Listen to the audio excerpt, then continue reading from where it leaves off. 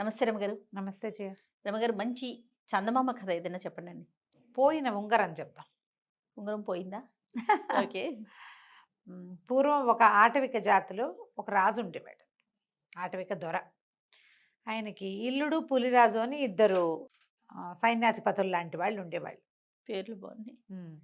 అయితే ఈయనకి ఏంటంటే ఇల్లుడు అంటే ఇష్టం, పులిరాజు అంటే ఏదో ఒక చికాకు. ఎందుకో కొంతమంది పై ఆఫీసర్లకి కింద వాళ్ళ మీద అలా ఉంటుంది. ఒకడు చాలా లాయల్టీ లేకపోవటం అని ఉండదు. అవును. ఏదో వాడు ఇష్టం చూస్తే లేకపోవటం. ఇరిటేషన్. ఏదో ఇరిటేషన్. అయితే ఏమైందట, ఒకసారి ఏదో సంబరాలు ఏవో ఒక యుద్ధాలు జరిగి తర్వాత రిలాక్స్ అయ్యారు.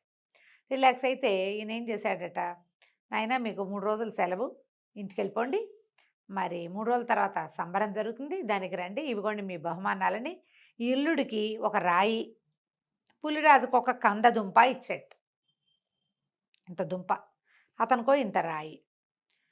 పోతున్నారు ఇళ్ళకి. నడిచి వెళ్తుంటే ఇతను అన్నాడు, ఏం చక్క రాజుగారికి ఏమిట్రా ఇంత పక్షపాత బుద్ధి, నాకు దెబ్బరాయి ఇచ్చాడు, నీకేమో కంది ఇచ్చాడు, ఎంచక్క కూర వండుకోవచ్చు, పులుసు పెట్టుకోవచ్చు, వేపుడు చేసుకోవచ్చు, అట్టు పోసుకోవచ్చు, ఈ రాయి నేను చేసుకుంటా అంటే పులిరాజు అన్నాడు, పోన్లే ఏముంది, నీకు కంద మీద మనసుగా ఉంటే. కందం చూసేసరికల్లా వంటకం ఊహొచ్చింది అతనికి.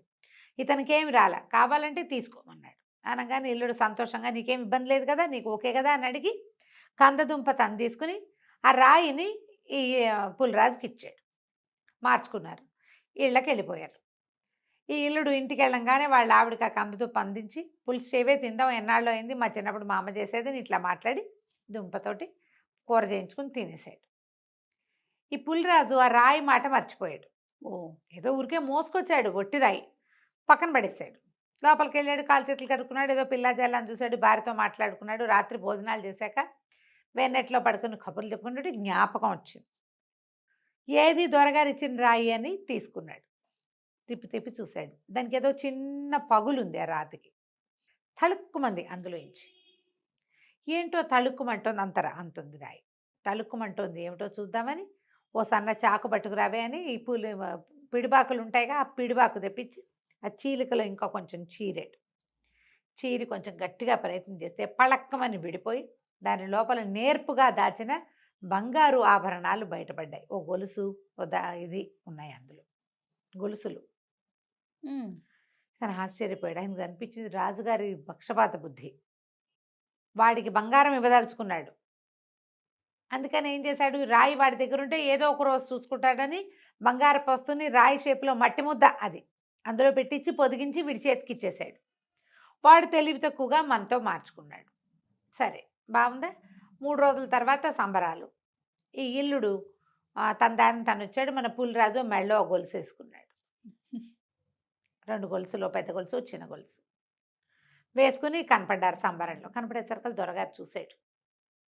ఆయనకు అర్థమైంది, ఈ గొలుసు ఎక్కడిది నీకు అన్నాడు. అంటే అతను చెప్పాడు, కాదండి మేము వెళ్ళేటప్పుడే దొర ఇల్లుడు ఈ రాయి నేను మొయ్యలేకపోతున్నాను, రాయి తీసుకుని కందదుంప ఇవ్వమన్నాడు, అందుకని కందదుంప ఇచ్చానంటే రాజు గుండు మండిపోయింది, కోపం వచ్చేసింది. కోపాన్ని దాచుకోలేకపోయాడు. సరేలే నీకు ప్రాప్తం ఉందన్నమాట అన్నాడు, కానీ ఒక రకమైన మంట మొదలైందనమాట. అయితే పులిరాజుకి అర్థమైంది రాజుకు తన మీద కోపం వచ్చేసింది అని. ఏం చేసి ఉండాలి, బహుశా రాజు ఉద్దేశం దొరకంగానే ఇలా దొరికింది అని తీసుకొచ్చిస్తే ఎలా ఉండేదో. మాకు బహుమానాలు ఇచ్చాక నీకెందుకు ఇస్తారు వెనక్కి, అంతే కదా కదా. నిజంగా ఏం చేయాలో అది చేశారు. ఆయనకు నచ్చల. ఇల్లుడు కూడా నాకు ప్రాప్తం లేదు దొరా, వాడికి ప్రాప్తం ఉంది అన్నాడు. నిజానికి బహుమానం దక్కవలసిన ఇల్లుడికి ఏం కోపం రాల, రాజు కొళ్ళు మండిపోయింది. ఆయన ఇవ్వదలుచుకున్న వాడికి పోలేదు కాబట్టి అదే ఈ దొరకే కోపం వచ్చింది. అక్కడి నుంచి ఏమన్నాడు, పులిరాజు కొంచెం గ్రహించుకుని రాజుగారి కొళ్ళు మండిపోయిందని, మొహంలో రంగులు మారిపోతున్నాయని, ఆయన కోపం చూపించకుండా నవ్వుమొహం పెడుతున్నాడని తెలిసి, మనకు తెలుస్తాయిగా భావాలు. అవును అన్నాడు, దొర మేము న్యాయంగా పంచుకున్నాం, కందదుంపని నాకు ఇచ్చిన దుంపని ఇల్లుడు వాడి పెళ్ళాము హాయిగా పులుసు వండుకుని తిన్నారు, మాలో మాకేం పొరపచ్చాలు లేవు అన్నాడు. నాకు లేదులే, అలా ఏం లేదు, ఇదిగో నువ్వు ఇంత న్యాయంగా చేసినందుకు అని ఒక ఉంగరాన్ని బహుమతిగా ఇచ్చాడు. నువ్వు నిజాయితీగా చెప్పినందుకు ఈ ఉంగరాన్ని ఉంచుకో, ఈ ఉంగరం కనుక పోగొట్టేవో నీ అంతు చూస్తా అని చెప్పాడు. నీకు ఇచ్చిన బహుమతిని నువ్వు వాడితో మార్చుకున్నావు, ఈ బహుమతిని జాగ్రత్త అంటే. పులిరాజు కనిపించింది, ఈ రాజు ఈ ఉంగరాన్ని పోగొట్టైనా సరే నాకు శిక్ష ఇస్తాడు. కారణం ఏం చెప్తాడు? నేను ఉంగరం పోగొట్టద్దన్నా వీడు పోగొట్టాడు అని చెప్తాడు. లోగుట్టు పెరుమాళ్ళకి ఎరుక, ప్రపంచానికి ఏం తెలుస్తుంది? అందుకని ఏం చేశాడు? ఇంటికి వెళ్ళంగానే గోడలో ఓ చోట పూలు కొట్టి ఆ ఉంగరాన్ని అందులో పెట్టి తడిమట్టితోటి పూడ్చేశాడు. బాగుంది. తెలియనివల ఉంగరం పోకుండా జాగ్రత్త పడ్డాడు. చేతికే ఉంటే ఎవడైనా 2 దెబ్బలు కొట్టేటప్పుడో మాట్లాడుకునేటప్పుడో లాగేస్తే పోగానే రాజుగారు పెట్టేస్తాడు. ఎందుకంటే రాజు దానికోసం ప్రయత్నం చేస్తాడు. అవును. సరే ఏమైంది? ఇప్పుడు మన దొరగారు తన ఇంట్లో ఏదో పని చేయడానికి వచ్చిన పులిరాజు పెళ్ళాన్ని పిలిచి, ఏమి అమ్మాయి, మరి మీ ఆయనకు ఒక ఉంగరం ఇచ్చాను, బహుమతి చూసావా అన్నాడు. చూడలేదు దొర, బహుమతి ఇచ్చారా అని. ఇచ్చాను.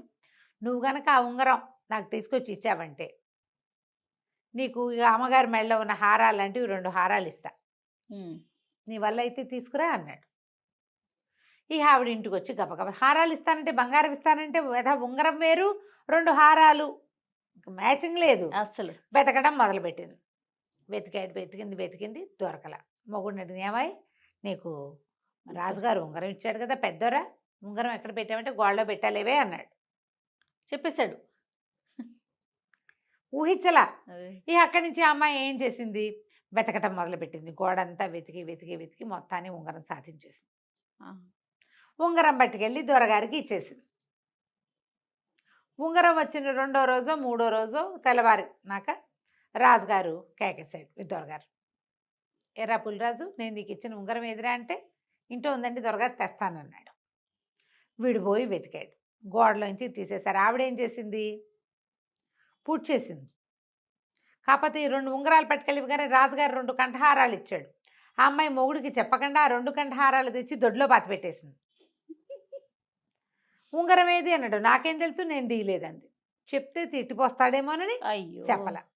నాకు తెలీదు అన్న మాట మీదే నిలబడిపోయింది. వీడి ప్రాణాల మీదకి వస్తుందని ఊహించల. వెనకాల దాచిపెట్టిన 2 బంగారు ఆభరణాలు పోతాయేమోనని దిగులతోటి అక్కడి నుంచి రాజుగారి దగ్గరికి పోయాడు. దొరా, ఉంగరం పోయిందండి అన్నాడు. బాగుంది కదా, చాలా బాగుంది. ఉంగరం పోయిందనగానే, సరే నేను నీకు ఉరిశిక్ష వేసాను, ఉంగరం పోగొట్టావు కాబట్టి ఆఖరి కోరిక ఏదైనా ఉంటే తీర్చుకుని రా ఇంటికెళ్ళి, రేపు తెల్లారేసరికి ఉరి. అయ్యయ్యో. ఇంటికి వెళ్ళిపోయాడు. ఏంది ఇంకా చచ్చిపోయాం, అయిపోయింది. అప్పుడు ఏమైంది? దారే పోతుంటే చెరువులోంచి చేపలు ఎగిరిపడుతుంది. ఏమనుకున్నాడు? పోనీ సచ్చే ముందు కోడి కూరకి చేప కూర అయినా వండించుకుని తిందామని ఓ తెల్ల చేపను పట్టుకున్నాడు. చేపను పుచ్చుకుని ఇంటికి తీసుకుపోయాడు. భార్య వచ్చే లోపల చేపను కాస్త రుద్దేసి కడిగి పెట్టేస్తే, కోసి పెడితే వంట వండుతుంది, మసాలా పెట్టి వండుతుంది. ఇంకేముంది, ఇదే నా ఆఖరి తిండి అనుకుని అక్కడి నుంచి ఏం చేశాడు? చేపను రుద్దటం మొదలుపెట్టాడు. రుద్దాక కొయ్యాలి కదా, ఓ 2 దెబ్బలు కొట్టాడు. కొట్టేసరికల్లా పళ్ళక్క పని దాని పొట్టలో నుంచి ఉంగరం బయటపడింది. దొరికింది ఉంగరం. ఎట్లా చేప పొట్టలోకి వెళ్ళిందో ఊహ కూడా లేదు. ఉంగరం దొరకంగానే చావు తప్పిపోయింది. అది నేను బతికిపోయాను, నాకు మరణశిక్ష రద్దయిపోయిందని ఉంగరం పుచ్చుకొని బయలుదేరాడు.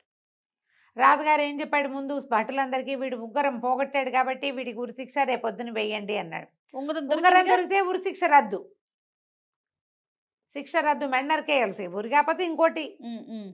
అది తీసుకెళ్ళి ఇచ్చేసరికి రాజు ఇంకా గుటకలు మింగి, సరేలే లేబోయ్, నీకు ఇచ్చిన ఉంగరం నీదేను, సరే ఇంటికి వెళ్ళిపో అన్నాడు. ఉంగరం పెట్టుకుని పులిరాజు ఇంటికి వెళ్ళిపోయాడు. ఈ లోపల వాళ్ళ ఆవిడ కోసిన చేపలు చూసి చక్కగా తరిగేసి వంట చేసేసింది. వెళ్ళి చేపల పులుసు వేసుకుని తిని హాయిగా పడుకున్నాడు. ఏం జరిగి ఉంటుంది? బతకాలని రాసున్న వాడికి నూకలున్నాయి. అలాగే ఎట్లాగో కలిసి వస్తుంది. దీనికి పూర్వగాథ ఏం జరిగింది? పులిరాజు పెళ్ళాం ఏం చేసింది? ఉంగరం పట్టుకెళ్ళి ఇచ్చిందా? ఆయన తన తలవైపు ఉండే బల్ల మీద ఆ ఉంగరాన్ని పెట్టాడు. వీడి దగ్గర ఉంగరం కనపడగానే ఆయన వెతికిచ్చాడు, తమ దగ్గర లేదు. వీడి దగ్గరికి ఎలా వచ్చిందో ఆయనకి అర్థం కాలేదు. నీ దగ్గరికి ఎలా వచ్చింది అని అడుగుతారు ఇప్పుడు. అవును, నేను ఆల్రెడీ ఉంగరం నా దగ్గర ఉంది, నా తల పక్కన పెట్టిన ఉంగరం నీ దగ్గరికి ఎలా వచ్చిందని నిలదీయటానికి వీల్లేదు. పులిరాజు వేలికి పెట్టిన ఉంగరం నీ దగ్గరికి ఎలా వచ్చిందంటే రాజు దొంగతనం కూడా బయటపడుతుందా? ఏమైంది? అప్పుడు తల దగ్గర పెట్టేసరికల్లా ఒక ఎలికొకటి తిరుగుతూ ఆ బల్ల మీద నుంచి ఆ ఉంగరాన్ని తోసేసింది. ఆ కింద ఉన్న నీళ్ల కుండలో పడింది ఆ ఉంగరం. కుండలో అడుగున అన్ని నీళ్లున్నాయి. ఆ నీళ్ల కుండ తీసుకెళ్ళిన పనివాడు ఆ కుండని నీటిలో ముంచి, చెరువులో ముంచి నీళ్లు తీసుకొచ్చాడు. చెరువులో ముంచంగానే అందులో ఉన్నది మొదట బయటికి వెళ్ళిపోతుంది కదా, అది చేప మింగింది. అదే చేప మింగింది. ఆ చేపే వీడికి దొరికింది. అసలు చూడండి. బతికే రోజుంటే అసలు ఎంత ప్రమాదాలు ఎంత ఇదైనా సరే అడ్డదిడ్డంగా కాళ్ళు చేతులు మెళ్ళు విరిగిపోయిన వాళ్ళు కూడా బతికేస్తారు జయ. అవునండి. ఎవరో ఒకళ్ళు వాళ్ళని తీసుకెళ్ళి అట్లా రక్షించేస్తారు. ఇంకోళ్ళు ఉంటారు ఏముండదు, చిన్నది ఇక్కడ టిక్కుమని ఇట్లా తగిలింది చనిపోతారు. అలా వచ్చేస్తుంది. వీడికి భూమి మీద నూకలున్నాయి, వాడికి అదృష్టం ఉంది. భార్యే తీసుకెళ్ళి ఆ ఉంగరాన్ని ఇచ్చేసి వీడికి మృత్యు ద్వారాలు తెరిచినా కూడా మళ్ళీ మూసుకుని బయటకు వచ్చేసాడు. బయటకు వచ్చేసాడు. కథ కంచికి మనం ఇంటికి. సూపర్. నమస్తే రమ్మగారు. నమస్తే జయ. నమస్తే రమ్మగారు. నమస్తే జయ. రమ్మగారు, చందమామ కథ ఏదైనా చెప్తారా? బాలీసుడి పరాభవం ఆ కథ చెప్తాం. ఓ, రాక్షసుల కథ. ఆహా. బాలేశ్వరుడు అంటే బాలీసుడు అనేవాడు ఒక రాక్షసుడు. పూర్వం అట దండకారణ్యం, మనకు తెలుసు కదా దండకారణ్యం, రామాయణంలో వస్తుంది. ఆ దండకారణ్యంలో ఒక పెద్ద లోయ ఉండేదట, మారీచ లోయట దాని పేరు. అందులో బోల్డని గుట్టలు ఉండేవిట. ఆ లోయలో చాలామంది రాక్షసులు ఆ గుట్టల మీద ఇళ్ళు కట్టుకుని కుటుంబాలతోటి ఉండేవాడు. దండకారణ్యం అంటే రాక్షసులకి ప్రసిద్ధి. ఓకే. అయితే అక్కడ ఎట్లా ఉండేదంటే ఆ రాక్షసుల్లో ఒకళ్ళతో ఒకళ్ళు పోట్లాడుకుని ఒకడు బలవంతుడైన వాడు వీళ్ళందరినీ ఓడించేయగలనని ఓడించేసి వాడు ప్రభువు అవ్వటం, వాడు అధికారిగా ఉండటం, వాడి మాటే అందరూ వింటాం, అట్టా జరుగుతుండేది. వాళ్ళలో వాళ్ళు కొట్టుకుంటూ ఉండేవాళ్ళు, మళ్ళీ సర్దుకుంటూ ఉండేవాళ్ళు. అయితే ఒక బాలీసుడు అని ఒక యువక రాక్షసుడు, వాడు చాలామందిని చితకొట్టేశాడు. వాళ్ళందరి మీద వాడు అధికారిగా ఉన్నాడు. అధికారి అంటే వాడు గ్రేట్. ఓకే. వాడి మాట మన్నించేవాడు, వాడి దగ్గర తంతాడని భయంతో. అయితే వీళ్ళందరూ కొంతమంది ఏమనేవాళ్ళు అంటే, మమ్మల్ని ఓడించడం ఏం గొప్ప, మేమంత వాళ్ళం కాదు, శతబాహువుని కనుక ఓడిస్తే నువ్వు గొప్పవాడివి అయినట్టు. ఓ, మళ్ళీ ఆయన. అయితే బాలీసుడు అనుకునేవాడు, ఆ చూస్తా ఆయన సంగతి కూడా ఓసారి చూస్తా, ఆయన్ని కలుస్తాను అనేవాడు. శతబాహు పెద్దవాడు, వివాహితుడు, బాలీసుడు కుర్రాడు. అయితే ఏమైంది, వీళ్ళు ఈ బాలీసుడితోటి శతబాహుతో చెప్పేవాడు, బాలీసుడు ఒకసారి నీ దగ్గరకు వస్తానన్నాడు, వాడు మామూలు వాడు కాదు, నిన్ను అప్పడం విరిచినట్టు విరిచేస్తాడని ఈయనకి హింట్ ఇచ్చేవాడు. ఈయన బాగానే ఉండేవాడు, కానీ ఎందుకో ఒక రకంగా భయం వేసింది అతనికి. ఇక్కడ ఉన్న వాళ్ళందరినీ తను ఓడించగలడు, తను ఓడించగల వాళ్ళందరినీ ఓడించిన వాడు తనని ఓడిస్తే అలాంటి ఊహ వచ్చేది. భయపడ్డాడు. లోపల ఒక బెదురుగా ఉండేది, ఎక్స్ప్రెస్ చేసేవాడు కదా, రాని చూద్దాం అనేవాడు. ఒకసారి ఏం చేశారట, వీళ్ళు గుట్టల మధ్య దారంతా పాడైపోయింది వానలకని అందరూ కలిసి దారేసుకుంటున్నారు, నడకదారి. దారేసుకుంటుంటే ఈయనకి శతబాహుకి ఒక డౌట్ వచ్చింది, బాలీసుడు దారి వెంట తన ఇంటికి వస్తున్నాడు అని. ఓకే. అలా అనుమానం తగిలింది. గబగబా ఇంటికి వెళ్ళిపోయాడు. ఏమయ్యా పని మానేసి మధ్యలో వచ్చావని అడిగింది భార్య. అడిగితే ఏం రావటమే, బాలీసుడు వచ్చేస్తున్నాడు, వాడు మామూలు వాడు కాదుట, పిడుగుల్ని పట్టుకుని పిండి చేసేస్తాడు, పిడుగుని పట్టుకుని ఇట్లా నొక్కేసేసి పిండి చేసేస్తాడు, పెద్ద పెద్ద పర్వతాలని అప్పడాలు చేసేస్తాడు వాడు, నేను ఓడిపోతానే, ఇక్కడంతా పరువుగా బతుకుతున్నాము అని బొటన్ వేలు నోట్లో పెట్టుకున్నాడు. ఈ బొటన వేలు నోట్లో పెట్టుకుంటే అతనికి జరిగేవి తెలుస్తాయి అన్నమాట. వాడి శక్తి ఆ బొటన వేలు ఉంది. రాక్షసులకి అలాంటి ప్రత్యేకతలు ఉంటాయి. ఇవి చూస్తే ఈ వేయబడుతున్న దారి ద్వారా బాలీసుడు తన ఇంటికి వస్తున్నాడని తెలిసిపోయింది. నేను అన్నాడు పెళ్ళంతో, పద ఇక్కడి నుంచి లేచిపోదాం, మనం ఇక్కడ ఉండకూడదు, ఓడిపోతాను నేనంటే. పారిపోదాం, వెళ్ళిపోదాం పద, నేను ఓడిపోతా గ్యారంటీగా, వాడు చాలా మహామహుడే, గండడు, వీళ్ళంతా చెప్పుకుంటున్నారు, వాడు కొట్టిన దెబ్బలు ఎన్నాళ్ళకి మానలేదు, పరువు పోతుంది, ఇన్నాళ్ళు పరువుగా ఉన్నాం, పోదాం అన్నాడు. భార్య అంది, ఏమిటి లేచక్కపోయేది, నేను చూస్తా కదా, నువ్వు పని చెయ్యి అని చెప్పి ఏం చేసింది, పెద్ద ఉయ్యాల తొట్టి ఒకటి, రాక్షసుల పిల్లలు పెద్ద పెద్దగా ఉంటారు కదా, ఇంకా పెద్ద ఉయ్యాల తొట్టి ఒకటి తొట్టు పెట్టి, తొట్టెలో అన్ని తెల్లటి బట్టలు పరిచి మొగుడిని అందులో పడుకోబెట్టి, చంటి పిల్లలకు కప్పినట్టు మెడ దాకా ఇట్లా తల నుంచి ఇట్లా గుడ్డ కడతారు కదా చంటి పిల్లలకి, గుడ్డ కట్టి పడుకోబెట్టింది. ఇక్కడే పడుకో నేను చెప్తా అని చెప్పి చుట్టుపక్కల అందరిళ్ళకి వెళ్ళి ఇనప పెనాలు ఇంతంత, వాళ్ళు అట్లు పోసుకుంటారట, రొట్టెలు చేసుకుంటారట, రాక్షసులు కూడా మాత్రం ఉంటాయి, అన్ని పెద్ద సైజులే, అన్ని పెద్ద. మరి కాదు, వాళ్ళు మనుషులు పెద్దవాళ్ళు 15 అడుగులు 9 అడుగులు వాళ్ళు కదా, వాడు ఇంత కప్పులో పాయసం ఎలా తింటాడు, ఆ మాత్రం ఉండద్దా, కప్పింత ఉండాలి, కంచం అంత ఉండాలి. ఇంతంత ఇనప పెనాలు పట్టుకొచ్చింది, మోసుకొచ్చేసి 2 గంగాళాల నిండా గోధుమ పిండి తడిపి అక్కడ పెట్టింది. సరే బాలీసుడు వచ్చేసాడు, తడిపెట్టి ఏం చేస్తోంది, పెనాలకు చుట్టూతా పిండి అద్దేసింది. అంటే ఒక రొట్టె బత్తి దాని మీద పెనం పెట్టి ఇంకో రొట్టె ఎత్తి పెనాన్ని కవర్ చేసేసి రొట్టెలు కాల్చడం మొదలుపెట్టి. సరే బాలీసుడు వచ్చాడమ్మా, మీ ఇంటికి జయమొగ్గాక శతబాహు గారు ఉన్నాడా అని అడిగాడు. ఎక్కడ నాయన? మా ఆయన ఎక్కడున్నాడు? ఎవరో బాలిషుట్ట కుర్రాట, వాడు ఈయన మీదకి యుద్ధానికి రాబోతున్నాడని తెలిసింది. రోషంతో ఏదో ఇరిచేసేసి అవి ఇవి విసిరి పారేశాడు. అదిగో చూడు ఆ చెట్టు విరిచి అక్కడ పారేశాడు. అతను శతబాహు తిరిగి వచ్చేటప్పుడు ఉద్రేకంతో ఒక చెట్టు విరిచి ఒక చెట్టుని ఇట్లా పీకి దానికి వేళ్ళు కింద వేళ్ళు అవి విరిచేసేసి దాని చేతికర్రగా ఊతంగా పుచ్చుకొచ్చాడు. ఓకే. చూడు చెట్టు పీకి అక్కడ బారేశాడు. కట్టెల పేళ్ళు వేయవయ్యా అంటే వేయకుండా పోయాడు. రోషంతో ఎక్కడ వెతుకుతున్నాడో ఎక్కడ తిరుగుతున్నాడో అన్నాడు. అని చెప్పేసరికల్లా అమ్మ ఆయన వచ్చే వరకు వేచి ఉండమంటాం. తప్పకుండా నాయన నువ్వు వస్తున్నామని తెలిసి ఇదిగో పిండి రొట్టెలు చేస్తున్నాను అని చెప్పి, సరే పొయ్యి వెలుగుతోంది, ఈవిడ రొట్టెల పిండి ఒత్తుతోంది, పెనం మీద పొయ్యి మీద కాలుస్తోంది రొట్టెలు. చూస్తూ కూర్చున్నాడు. కూర్చుంటే ఈవిడ ఉంది, నాయన గాలి అడ్డంగా వీస్తోంది, పొయ్యి ఆరిపోయేలాగా ఉంది, ఇల్లు కొంచెం పక్కకి తిప్పుదు అంది. కాంతపడి ఇల్లు తిప్పటం ఏమిటి, ఇల్లు ఎట్టా తిప్పుతారు అనుకున్నాడు. అనుకుంటే ఆవిడంది, మా ఆయన అట్టాగే చేస్తాడు నాయన, ఇక్కడ గాలి కనుక ఎక్కువ వచ్చిందనుకో వాడు పక్కకి తిప్పుతాడు గాలి వాళ్ళు లేకుండా అనేసరికి వీడు అమ్మ బాబాయ్ ఇల్లు తిప్పుతాడా అని వాడికి కుడి చేతి మధ్య వేలు ఇట్లా మెటిక విరవంగానే వాడి బలం పెరిగిపోతుంది. వాడి శక్తి ఆ బొటన మధ్య వేల్లో ఉంది. ఓకే. గట్టిగా తిప్పి వేలు లాక్కుని మెటికలు విరిచి అక్కడి నుంచి బలం అంతా పుంజుకుని ఇంటిని పక్కకి తిప్పాడు. తిప్పిన తర్వాత కూర్చున్నాడు. ఇవి రొట్టెలు కాలుస్తుంటే ఏమందంటే, నాయన ఏమో రొట్టెలు తిందు కానీ మా ఆయన వచ్చే లోపల నీ రొట్టెలు అయిపోతాయి, ఆయనకి ఇంతంత రొట్టెలు ఉంటే కానీ కుదరదు, మాదేమో మొరట తిండి అయ్యే, పాపం చిన్నపిల్లాడల్లే ఉన్నావు, మరే కాస్త నీళ్ళ సంగతి చూస్తావా? ఎక్కడుందండి బావి అన్నాడు. బావి కాదు నాయన, మా ఆయన ఈ పని చేయాల్సింది, నేను రొట్టెలు పిండి తడిపేసరికి మంచినీళ్ళు అయిపోయినాయి, ఇప్పుడు రొట్టెలతో పాటు తాగడానికి నీళ్లు లేవు, వెనకాల ఒక కొండరాయి ఉంది దాన్ని పగలు తీస్తాడు, ఏదో ఒక కొండరాయి పగలు తీసి అందు భూమిలోంచి పాతాళలోంచి నీళ్ళు తీస్తాడు. తెల్లబడి కొండరాయి పగలు కొడతాడా రోజు నీళ్ళకి? సరే దొడ్లోకి వెళ్ళాడు. వెళ్ళి చూస్తే ఏకంగా 100 అడుగులు ఎత్తున్న రాయి, దాన్ని పగలు తీయాలి. ఇప్పుడు మళ్ళీ వేలు లాక్కున్నాడు.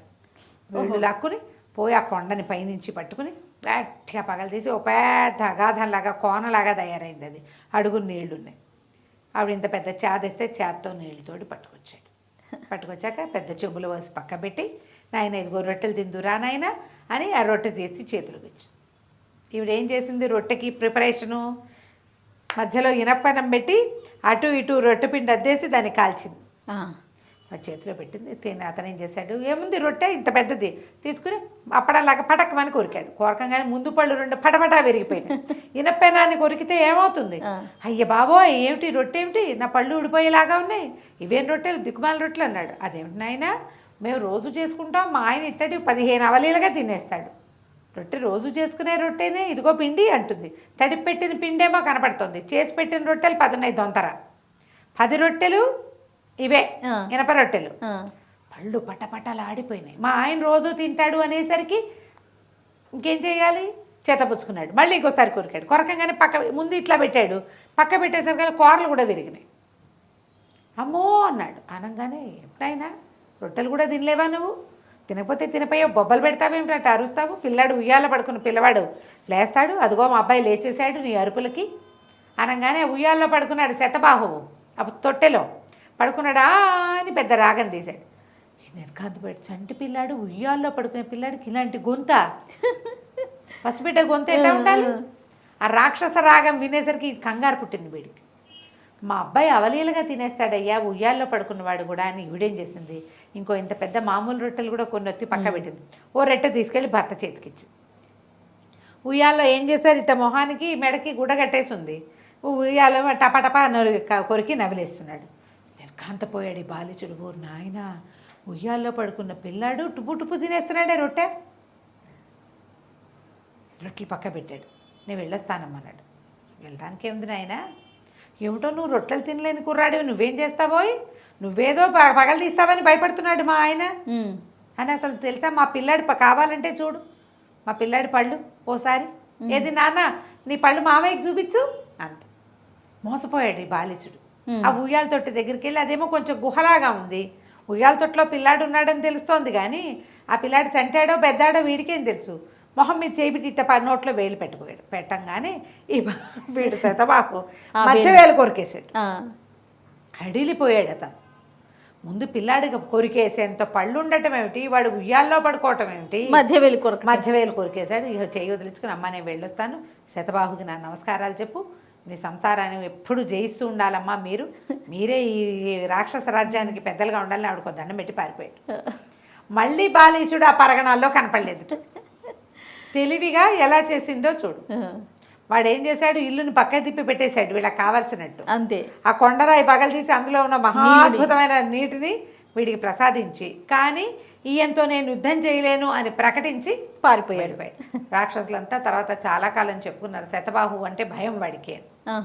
ఈ పరాభవం పొంది తెలివితేటలతోటి, ఆడవాళ్ళ తెలివితోటి, స్త్రీ బుద్ధి ప్రళయాంతక అన్నారు. ఇదిగో చాలా బాగుంది, సరదాగా ఉంది కదా, పిల్లలకి చెప్పడానికి చాలా బాగుంటుంది. చెప్పండి దీన్ని తప్పకుండా. రమగారు నమస్తే. రమగారు నమస్తే. రమగారు, మీరు తెలివైన వాళ్ళ కథలు చెప్తారు, తెలివి తక్కువగా ఉన్న వాళ్ళ కథలు చెప్తారు. ఇప్పుడు ఏం చెప్తున్నారు? తెలివైన వాడి కథ చెప్పు. Very good. ఎప్పుడు కూడా తెలివి తక్కువగాను మనం దొరికిపోతూ ఉంటాం. బాగా తెలివైన వాళ్ళు కూడా అప్పుడప్పుడు తెలివి తక్కువగా దొరికిపోతారు. అవును. దానికి ఏం చేయలేము, సమయం.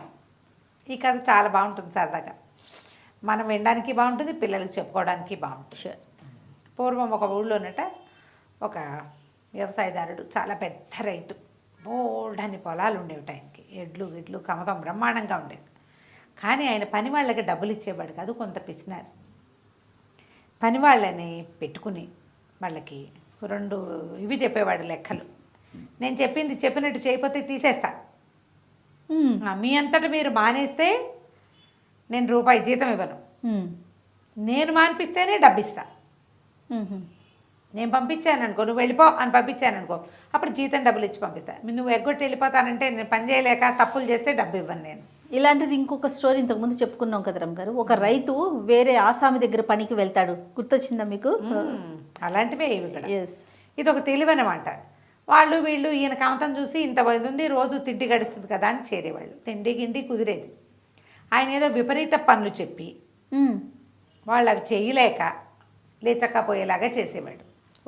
డబ్బే ఇచ్చేవాడు కాదు. 20 రోజులు చేశాక బాబోయ్ వీడి చెప్పే పనులు చేయలేకపోతున్నామని పారిపోయేవాళ్ళు, చేత కాకుండేవాళ్ళు.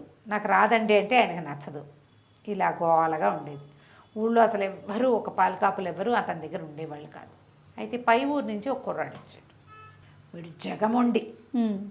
అయితే వాడు ఏం చేశాడు, ఆ ఊళ్ళో అందరి దగ్గర వెళ్ళి పనులు అడుగుతుంటే వాళ్ళ పక్కపక్క నవ్వేసి, ఈ ఊళ్ళో పనులు ఏం దొరుకుతాయిరా, పెద్ద కాపేమో ఆయన, పెద్ద రైతు, ఆయన దగ్గర చేరిన వాడికి రూపాయి ముట్టదు అని అన్నారు. సరే వీడు అన్నం గడుస్తుంది, చూద్దాం ఆయన సంగతి ఏమిటోనని చేరాడు. వీడు జగముండి శతపొగరబోతూ, దాంతోపాటు పెచ్చ తెలివి వాడికి. ఏం చెయ్యాలో చూద్దామని ఒళ్ళు దాచుకోకుండా పనిచేసేవాడు. మంచి పని మంతుడు. అయితే ఈయనకి నెల అక్కడ జీతాలు ఎలా అంటే 3 నెలలకు ఒకసారి ఇచ్చేవాళ్ళు, నెల కాదు. 3వ నెల వస్తుంది, వీడికి జీతం ఇవ్వాలి. ఆయనకి జీతం ఇవ్వటం ఇష్టం లేదు, పని మాత్రం చేయించుకుంటాడు. 2 పూట్ల తింటున్నారుగా, అదే చాలని ఉండేది. ఆ రోజుల్లో అలా ఉండేది కాదు. 2 పూట్ల అన్నం పెట్టి నెల తిరిగేసరికి 3 నెలలు తిరిగేసరికి జీతం ఇవ్వాలి. 2 నెలలు గడిచినాయి, 3వ నెల వచ్చేసరికి కల్లా ఈయన డబ్బులు ఎగ్గొట్టడం ఎట్లా అని ఆలోచించడం మొదలుపెట్టాడు. ఆలోచించి ఏమన్నాడు, అరే మరి కొండ మీద వెదురు పొదలు తెగ పెరిగాయి, నువ్వు మన పాలెద్దు ఉంది కదా పెద్దది, దానికి వెదురు అంటే ఇష్టం, వెదురు పెడితే దానికి బలం. కొండ మీద తీసుకెళ్ళి వెదురు మేపు, దాన్ని లేత వెదురు, దాన్నే తిన్ని, నువ్వు మాత్రం కోసి అందించిపోకరోయ్, అందిస్తే ఒప్పుకోను జాగ్రత్త అన్నాడు. కుర్రాడు ఏం చేశాడు, ఎద్దును తోలిపోయాడు కొండ మీదకి. కింద ఉన్న ఇట్లు కిందే ఉన్నాయి, ఇదేదో పంది పెద్దు, బాగా బలంగా ఉంటుంది. పైకి ఎక్కించాక ఒక వెదురు వాసాన్ని దాన్ని కట్టేశాడు, ఎద్దుని కట్టేశాడు. అక్కడి నుంచి వచ్చిన కర్ర తీసుకుని ఎక్కవే పైకి ఎక్కువ అని దాన్ని కొడుతున్నాడు. ఎక్కవే అంటే ఏమిటో దానికి ఏమర్థమైంది, దానికి హే అర్థం అవుతుంది. ఎక్కవే అంటే దానికి ఏమర్థం అవుతుంది. అది అక్కడక్కడే తిరుగుతోంది, దెబ్బలు తాళలేక అప్పుడప్పుడు మధ్యలో గొడవ చేస్తోంది. వీడు 5 నిమిషాలు ఆగుతాడు, ఎక్కమన్నానా, ఎక్కపోతే ఎటా వస్తుంది వెదురు అని ఒక దెబ్బ కొడతాడు. అది అక్కడక్కడ తిరుగుతోంది. దారైపోయే వాళ్ళంతా ఎద్దుని పైకి ఎక్కమంటున్నాడని నవ్వుకుంటూ పోయారు. నవ్వుకుంటూ వెళ్ళిపోతూ ఈ మాట అటు ఇటుగా ఈయన దగ్గరికి చేరింది. ఈ మన రైతు గారి దగ్గరికి, మీ పాలేరు ఎద్దును కొడుతున్నాడు, పైకి ఎక్కమంటున్నాడు, పైకి ఎక్కు అంటున్నాడు, పైకి ఎక్కమని కేకలు అందరికీ వినపడేలాగా అనేసరికి ఈయన గబగబా పైకి వెళ్ళాడు. అదేమిటట్టు కొట్టి చంపేస్తున్నావు ఎద్దుని అన్నాడు. మీరు ఉండండి బాలేవారు పైకి ఎక్కవే అంటే అర్థం చేసుకోదు. మీరేమో కోసి వద్దన్నారు. వెదురు ఎక్కడ ఉంటుంది? కింద ఉండదు, దాని పైన ఉంటుంది. అవును అవును. వీడు ఒక కొంకి కర్ర తీసుకెళ్ళి దాన్ని లాగి ఎద్దుకి పెట్టాలి. ఎద్దు తినకపోతే తప్పు వీడిదవుతుంది. ఆయన తెలివి చూడండి. సాయంత్రానికి ఎద్దు ఏమీ మేయలేదు అంటే తప్పు, నువ్వు కొయ్యొద్దు అని చెప్పాడు. నేను కొయ్యొద్దన్నా ఎందుకు కోసావు అంటాడు కదా. అవును. అందుకని వీడికి ఎద్దును కొడుతున్నాడు. ఓహో. 3-4 దెబ్బలు తినేసింది, బుసకొట్టేస్తుంది. అది కోపం వస్తుంది. కోపం వస్తుంది దానికి, కానీ అదేం చేయలేదు. ఆహారము పోయింది, ఎండవేళ ఈ కొండ మీద కట్టేసి అక్కడి నుంచి ఆయన తెలబోయి, ఒరే వద్దులేరా, పోనీలే, గడ్డే తింటుందిలే, రాపోతే మానలే, వదిలేసేయి అన్నాడు. ఓడిపోయానని అర్థమైపోయింది ఆయనకి. చెయ్యలేని పనులు చెప్పాలి. ఎట్లా వీడు ఇది ఇంకోడైతే ఏం చేస్తాడు, ఆ ఎద్దుకి మేపలేక ఎందుకులే ఎంతోటి గోలని వెళ్ళిపోయేవాడు. అవును అవును. వీడు తెలివిగా ఆలోచించేది. అక్కడి నుంచి తీసిపోయి కింద కట్టేశాడు.